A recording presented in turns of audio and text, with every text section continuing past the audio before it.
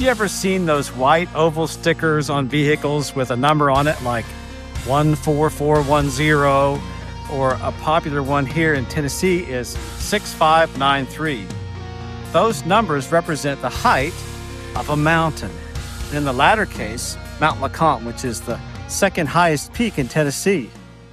I remember when I saw the clouds part and I beheld 14410 for the first time there in Northwest Washington.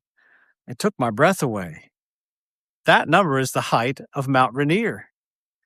Mountains are another very important motif in the Bible.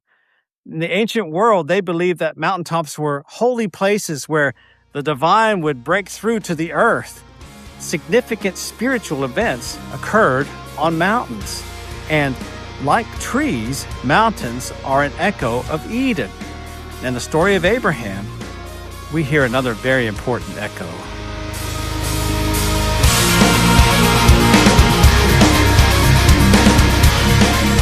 Welcome to Building Metal, brought to you by Baird & Wilson Sheet Metal. How can a mountain be a reference to Eden? There isn't a mountain in the description of the Garden of Genesis.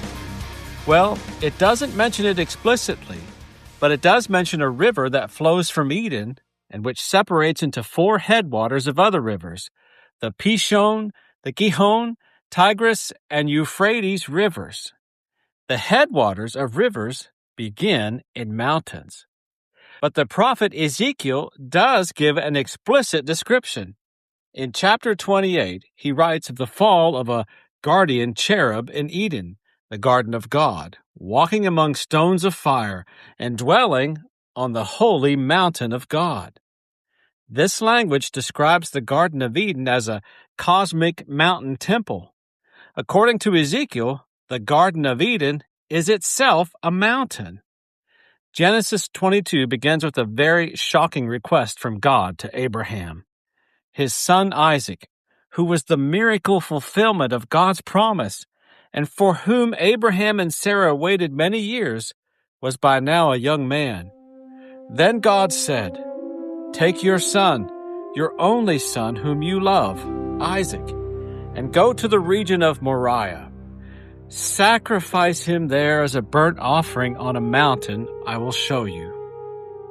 It doesn't say that Abraham pleaded with God to not make such a horrifying request of him.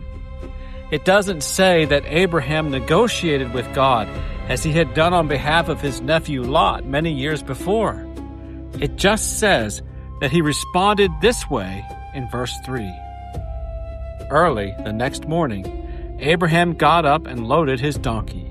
He took with him 2 of his servants and his son Isaac.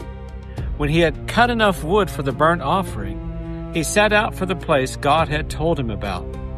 On the 3rd day, Abraham looked up and saw the place in the distance.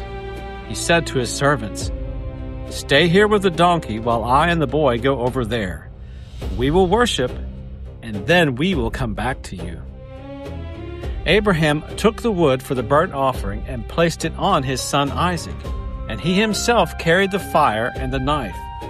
As the 2 of them went on together, Isaac spoke up and said to his father Abraham, "Father?" "Yes, my son," Abraham replied. "The fire and the wood are here," Isaac said. "But where is the lamb for the burnt offering?" Abraham answered, "God himself will provide the lamb for the burnt offering, my son." And the 2 of them went on together. When they reached the place God had told him about, Abraham built an altar there and arranged the wood on it. He bound his son Isaac and laid him on the altar on top of the wood. In order for Isaac to carry the heavy load of wood up the mountain, he would have to be old enough and strong enough. He would be no younger than his late teens and perhaps even older.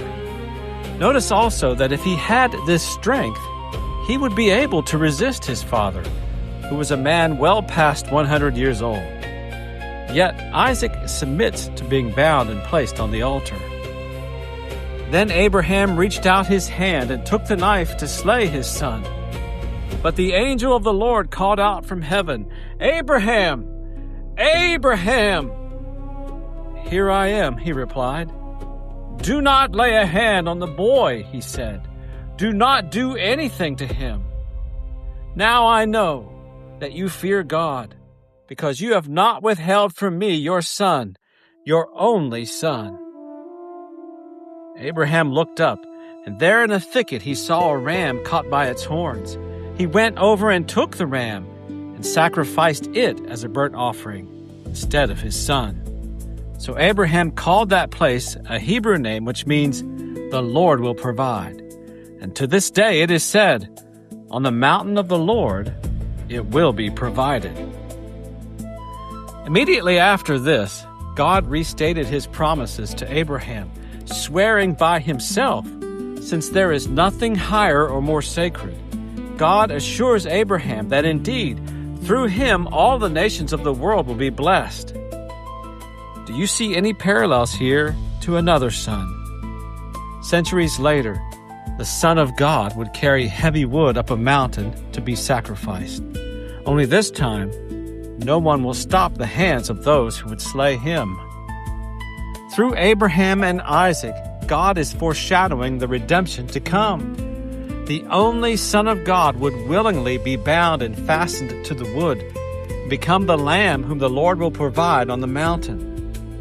Isaac also foreshadows the resurrection of Jesus. The author of the book of Hebrews writes, "By faith Abraham, when God tested him, offered Isaac as a sacrifice. He who had embraced the promises was about to sacrifice his one and only son, even though God had said to him, 'It is through Isaac that your offspring will be reckoned.' Abraham reasoned that God could even raise the dead, and so, in a manner of speaking, he did receive Isaac back from death." Incidentally, both the area of the temple in Jerusalem, the area where David planned and Solomon built the holy structure where the presence of God dwelled, the area of Mount Zion, and rising up along the ridge to the hill of Golgotha where Jesus, the living presence of God, died, this whole area is referred to as none other than Mount Moriah. It is the same place where 2,000 years before Jesus carried his cross, Isaac would carry the wood on which he was willing to be sacrificed. Once again, through another biblical motif, a mountain, the connection to Eden passes through Abraham on to Jesus himself, and according to Revelation chapters 21 through 22, it ultimately passes to his throne in the mountain city of the New Jerusalem, a restored Eden where there will be no tears, and in which the tree of life and the river of life exist eternally. Here are some tools to take with you. Number 1, whatever it is that you truly need, on the mountain of the Lord, it will be provided. Number 2, whatever you are holding that you are unwilling to give to God is an idol. And number 3, whatever you have lost in this life, because God has provided a lamb, it will be restored to you and much more. We'll be back again soon with more tools from Building Metal.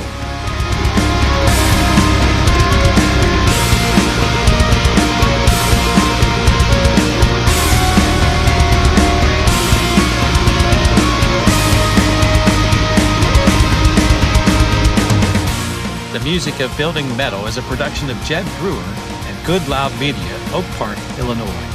Also special thanks to Christ Community Church, Oak Ridge, Tennessee.